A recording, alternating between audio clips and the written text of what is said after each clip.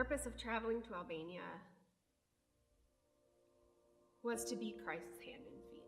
It's a great way for us to support and serve people who are really what we would say in the trenches, serving others. To use our music and to use our God-given gifts to open up the doors to talk about faith. This is a country where people don't feel necessarily valued by the outside world. Draw them in with our music and allow them to get contact with a Christian so that they can start coming to youth group and just learning about Jesus. We wanted to show our students at Valor the importance and the ease, really, the simplicity of sharing the gospel by just loving other people and then taking the time to share with them our experiences of Jesus. I think that's probably the most important thing that we could have done, was be their friends. We're here to let you know what the good news is, and that good news is Jesus Christ.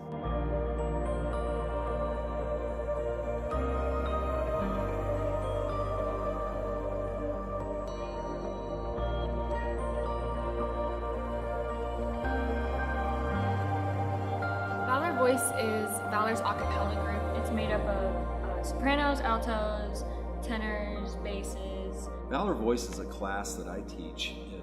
It's an auditioned class.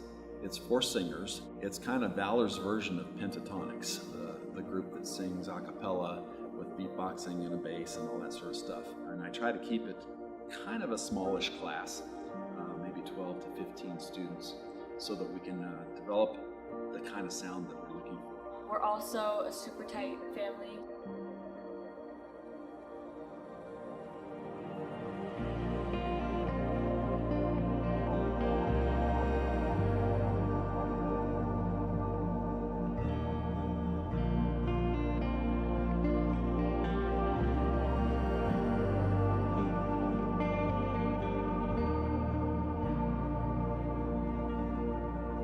Albanian culture and American culture is really different.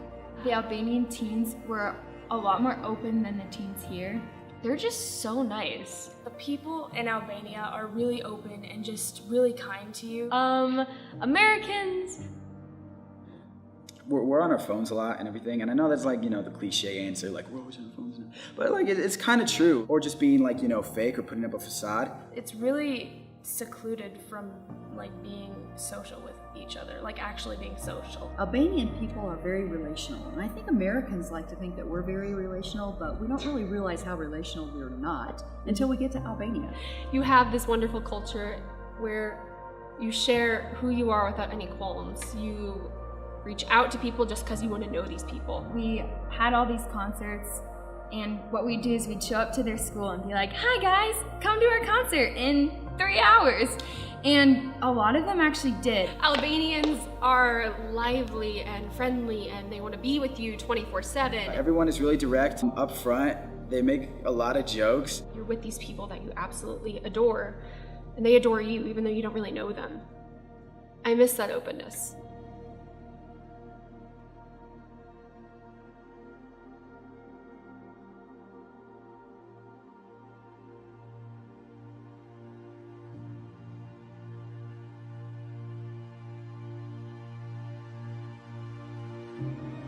On this trip, I learned what it looks like to trust God.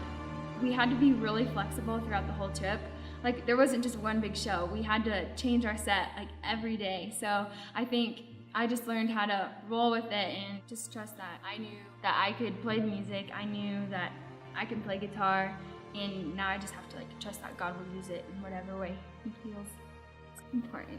Seeing God work in other people in Albania, that was really encouraging and really, again, shed light on who He is and that He is real, and He's there and He's present in people's lives, and He is an exit to a rather burdensome life that we all go through. I never really performed for Him. It was more for myself. And on the trip, I just learned that all of my performing has to be for Him because He gave me my talent to sing. And so many more people can be touched through my voice if I know that I'm singing for Him than if I'm just singing for me. I've learned to give God the glory even when I want it, and that's just how it's supposed to be because He gave me my talents and I need to give them back. How do you not see God throughout a trip like that? How do you not see God working in a way that